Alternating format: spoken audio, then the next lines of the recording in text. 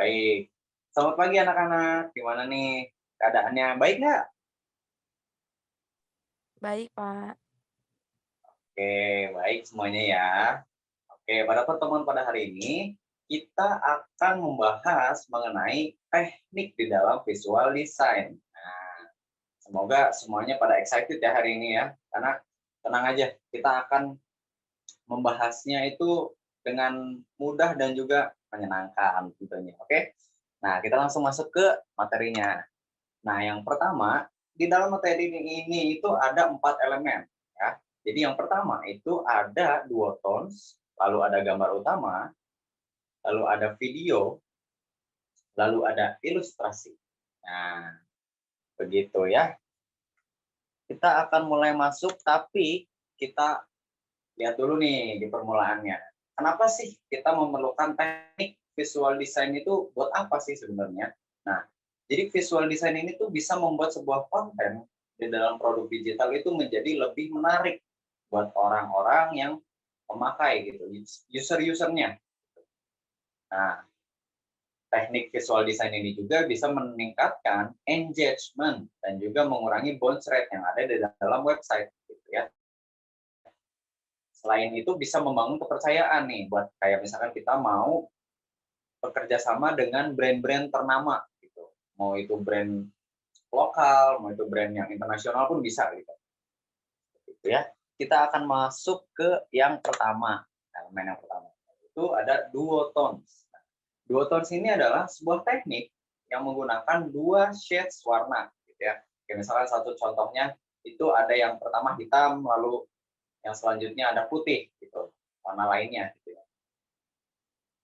Nah, untuk menggunakannya itu kita bisa memilih satu gambar yang sederhana ini, satunya ini yang ingin ditonjolkan gitu. Misalkan hitamnya yang lebih ingin ditonjolkan seperti itu. Jadi yang warna lainnya itu sebagai backup di belakangnya gitu, background-nya ya. Lalu next, nah kita masuk ke gambar utama. Nah, di dalam gambar utama ini itu biasanya kalau kalian suka membuka website itu ada yang namanya kayak pop up gitu, yang berukuran besar nih ya.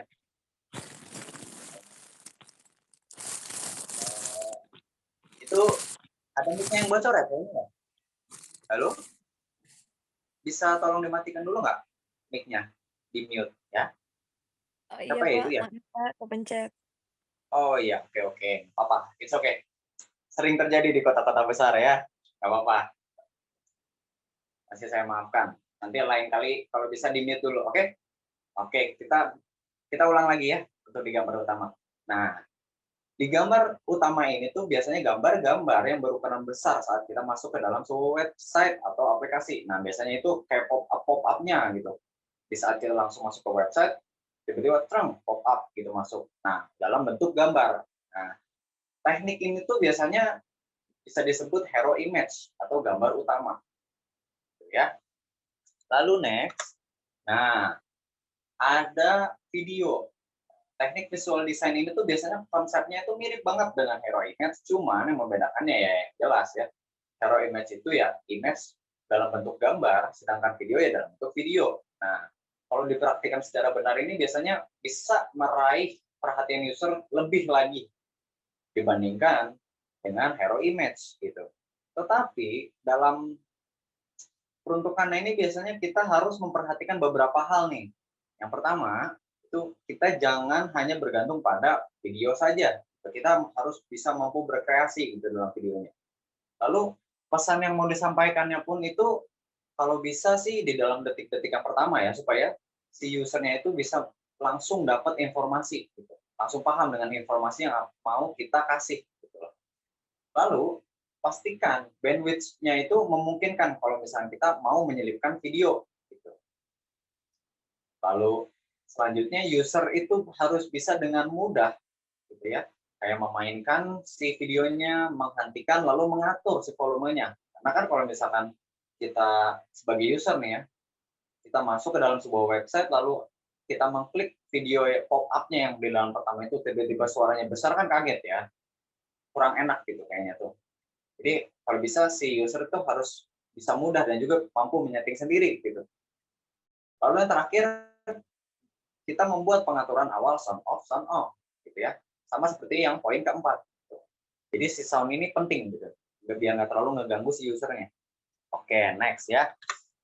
Yang terakhir ada ilustrasi. Nah, biasanya kalau kita melihat ilustrasi itu lebih menyenangkan ya dibandingkan foto karena lebih beragam, lebih menarik mungkin ya. Seperti itu.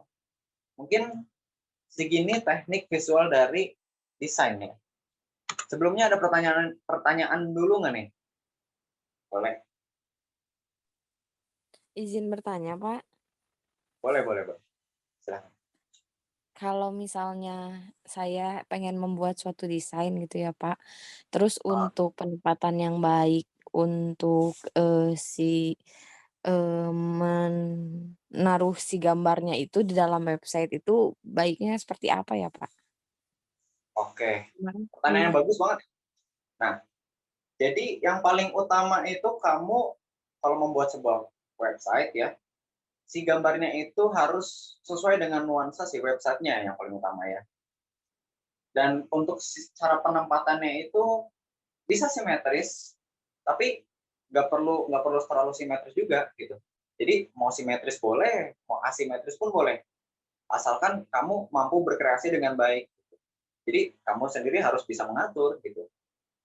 Tapi ya itu tergantung ke masing-masing pribadi ya, kayak lebih bagusnya yang mana gitu. Tapi it's okay aja sih, menyesuaikan saja dengan konten yang akan kamu buat di dalam website tersebut ya. Mungkin begitu. Ada pertanyaan lagi? Oh iya, Pak, mau nanya lagi, Pak. Oke, boleh, silakan. Boleh. Kalau misalnya mau memasukkan elemen video pada website, itu lebih baik kita itu durasinya lama atau sebentar ya, Pak? Oh, oke. Masalah durasi ya. Oke. Kalau untuk masalah durasi video itu sebenarnya bebas ya, mau lama mau sebentar, tapi saya saranin sih sebaiknya lebih baik tidak terlalu lama ya, karena biasanya kan user itu cenderung banyak yang kadang tidak mau mendengarkan gitu sampai akhir gitu ya. Jadi makanya seperti poin yang tadi di dalam teknik video itu, di dalam poinnya itu si durasi itu berpengaruh ya, harus kita perhatikan gitu. Karena kenapa? Karena kalau bisa si informasi itu ada di detik-detik awal. Nah, kalau bisa ya durasinya sebentar supaya sudah pasti informasinya ada di awal, benar nggak sih? Jadi si user itu langsung tahu nih informasi yang mau disampaikan sama kita gitu, supaya lebih singkat, jelas, dan juga padat informasinya disampaikan. Mungkin seperti itu ya. Baik, Pak, terima kasih.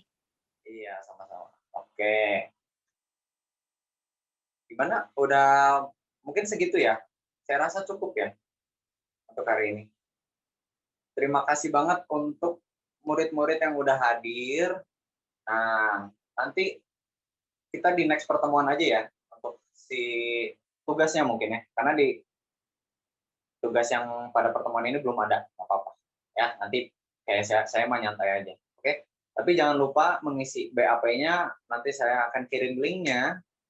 Oke, kalian isi jangan lupa supaya saya bisa melihat kehadiran kalian. Oke, mungkin seperti itu. Terima kasih anak-anak. Selamat pagi. Pagi, Pak.